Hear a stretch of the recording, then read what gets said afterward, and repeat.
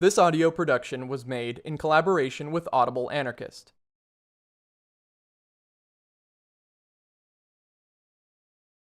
Chapter 10 Agreeable Work, Part 1. When socialists declare that a society emancipated from capital would make work agreeable and would suppress all repugnant and unhealthy drudgery, they get laughed at. And yet, even today, we see the striking progress made in this direction, and wherever this progress has been achieved, employers congratulate themselves on the economy of energy obtained thereby. It is evident that a factory could be made as healthy and pleasant as a scientific laboratory, and it is no less evident that it would be advantageous to make it so. In a spacious and well-ventilated factory, work is better. It is easy to introduce small ameliorations, of which each represents an economy of time or of manual labor. And if most of the workshops we know are foul and unhealthy, it is because the workers are of no account in the organization of factories, and because the most absurd waste of human energy is its distinctive feature. Nevertheless, now and again, we find some factories so well managed that it would be a real pleasure to work in them, if the work, be it well understood, were not to last more than 4 or 5 hours a day, and everyone had the possibility of varying it according to his tastes. Look at this factory, unfortunately consecrated to engines of war. It is perfect as far as regards sanitary and intelligent organization. It occupies 50 English acres of land, 15 of which are roofed with glass. The pavement of fireproof bricks is as clean as that of a miner's cottage, and the glass roof is carefully cleaned by a gang of workmen who do nothing else.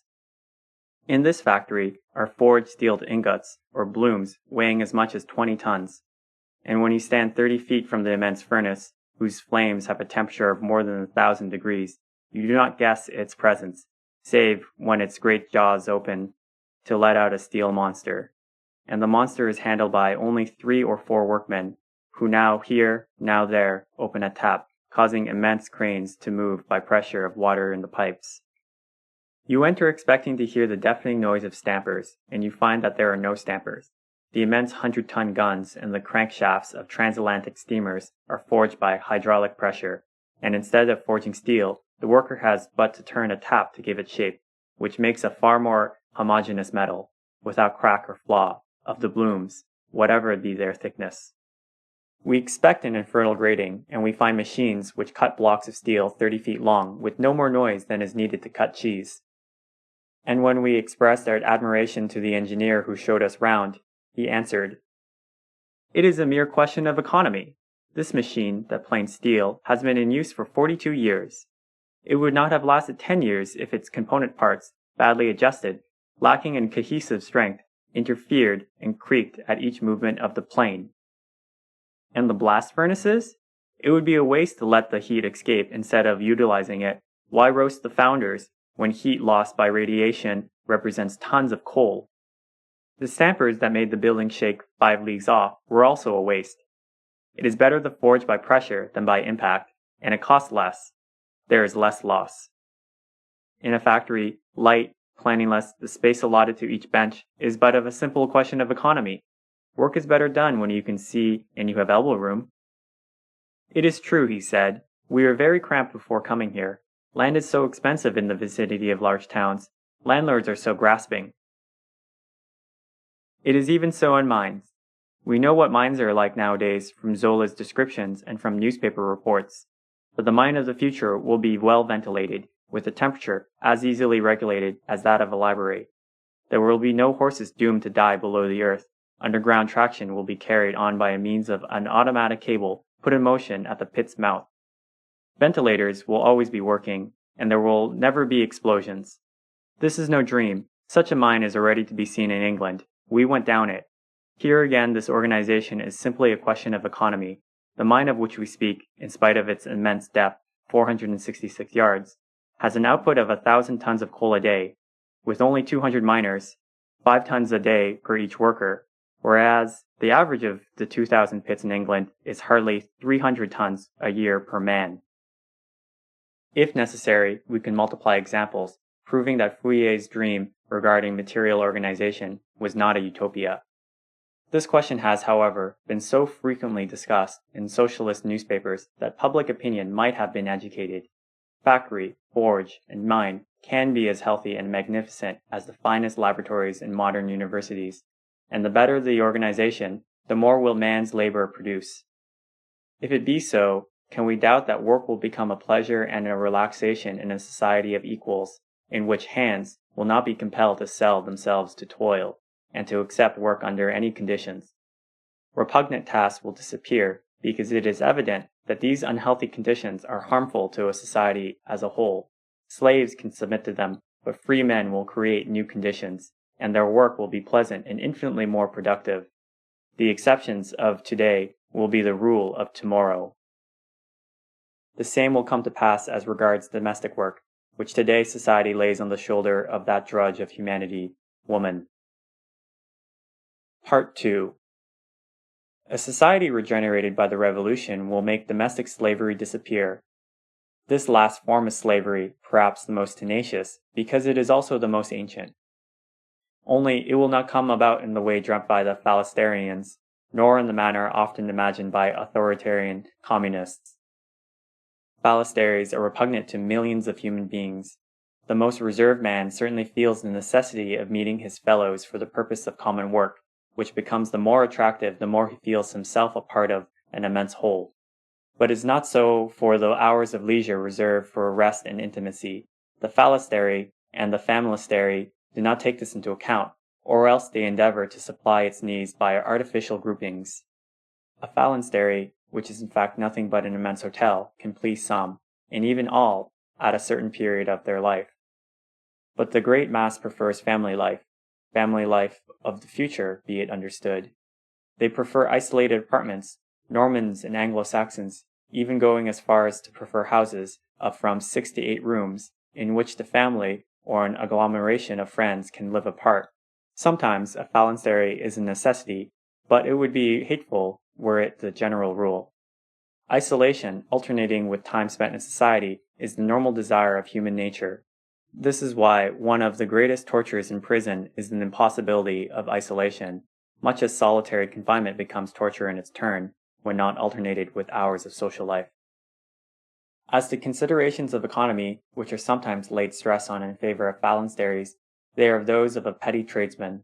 The most important economy, the only reasonable one, is to make life pleasant for all, because the man who is satisfied with his life produces infinitely more than the man who curses his surroundings. Other socialists reject the phalanstery, but when you ask them how domestic work can be organized, they answer, "Each can do his own work. My wife manages the house, the wives of the bourgeois will do as much." And if it is a bourgeois playing at socialism who speaks, he will add with a gracious smile to his wife, "Is it not true, darling, that you would do without a servant in a socialist society? You would work like the wife of our good comrade Paul, or the wife of John the carpenter?" Servant or wife, man always reckons on a woman to do the housework. But woman too at last claims her share in the emancipation of humanity. She no longer wants to be the beast of burden of the house. She considers it sufficient to work, to give many years of her life to the rearing of her children. She no longer wants to be the cook, the mender, the sweeper of the house. And owing to American women taking the lead in obtaining their claims, there is a general complaint of the dearth of women who will condescend to domestic work in the United States. My lady prefers art, politics, literature, or the gaming tables. As to the work girls, there are few, those who consent to submit to apron slavery, and servants are only found with difficulty in the States. Consequently, the solution is a very simple one, is pointed out by life itself. Machinery undertakes 3/4 of the household cares. You black your boots, and you know how ridiculous this work is. What can be more stupid than rubbing a boot 20 or 30 times with a brush? 1/10 of the European population must be compelled to sell itself in exchange for a miserable shelter and insufficient food, and a woman must consider herself a slave in order that millions of her sex should go through this performance every morning. But hairdressers already have machines for brushing glossy or woolly heads of hair. Why should we not apply, then, the same principle to the other extremity? So it has not been done, and nowadays the machine for blacking boots is in the general use in big American and European hotels. Its use is spreading outside hotels. In large English schools, where the pupils are boarding in the houses of the teachers, it has been found easier to have one single establishment which undertakes to brush 1,000 pairs of boots every morning. As to washing up, Where can we find a housewife who has not a horror of a long and dirty work that is usually done by hand, solely because the work of the domestic slave is of no account? In America, they do better. There are already a number of cities in which hot water is conveyed to the house as cold water is in Europe. Under these conditions, the problem was a simple one, and a woman, Miss Cochrane, solved it. Her machine washes 12 dozen plates or dishes, wipes them and dries them in less than 3 minutes. A factory in Illinois manufactures these machines and sells them at a price within the reach of the average middle-class purse. And why should not small households send their crockery to an establishment as well as their boots? It is even probable that the two functions, brushing and washing up, will be undertaken by the same association. Cleaning, rubbing the skin off your hands when washing and wringing linen, sweeping floors and brushing carpets, thereby raising clouds of dust which afterwards occasion much trouble to dislodge from the places which they have settled down. All this work is still done because woman remains a slave, but it tends to disappear as it can be infinitely better done by machinery. Machinery of all kinds will be introduced into households, and the distribution of motor-powered and private houses will enable people to work them without muscular effort.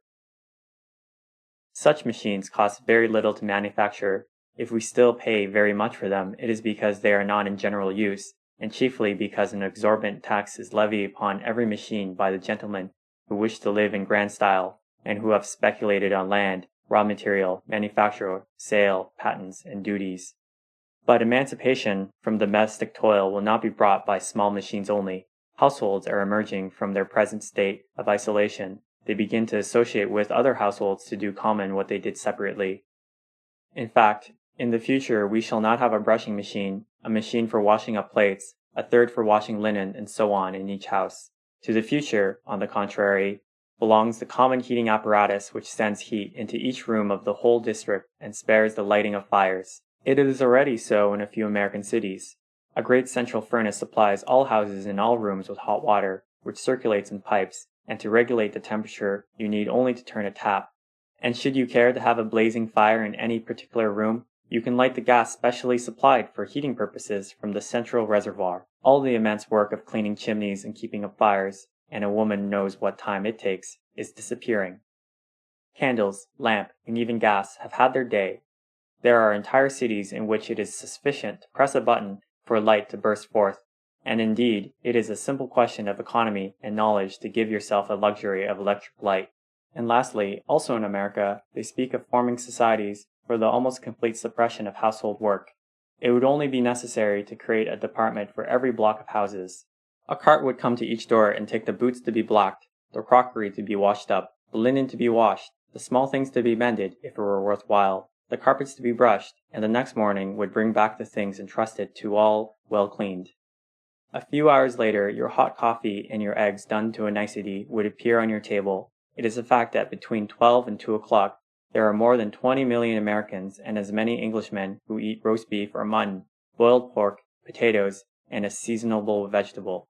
And at the lowest figure, 8 million fires burn during 2 or 3 hours to roast this meat and to cook these vegetables. 8 million women spend their time to prepare this meal, that perhaps consists at most 10 different dishes.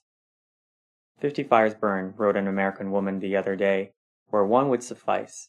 Dine at home at your own table with your children if you like, but only think yourself, why should these 50 women waste their whole morning to prepare a few cups of coffee and a simple meal? Why 50 fires, when 2 people and 1 single fire would suffice to cook all these pieces of meat and all these vegetables? Choose your own beef or mutton to be roasted if you are particular. Season the vegetables to your taste if you prefer a particular sauce. But have a single kitchen with a single fire and organize it as beautifully as you are able to. Why has woman's work never been of any account? Why, in every family, are the mother and 3 or 4 servants obliged to spend so much time at what pertains to cooking? Because those who want to emancipate mankind have not included woman in their dream of emancipation, and consider it beneath their superior masculine dignity to think of the kitchen arrangements, which they have laid on the shoulders of that drudge woman. To emancipate woman, it is not only to open the gates of the university, the law courts, or the parliaments. For her, the emancipated woman will always throw domestic toil onto another woman.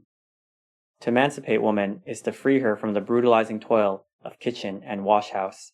It is to organize your household in such a way as to enable her to rear her children, if she be so minded, while still retaining sufficient leisure to take her share of social life. It will come to pass. As we have said, things are already improving. Only let us fully understand that a revolution intoxicated with the beautiful words liberty, equality, solidarity would not be a revolution if it maintained slavery at home. Half humanity subjected to the slavery of the hearth would still have to rebel against the other half. This has been a production of Audible Anarchist. You can find more Audible Anarchist on YouTube.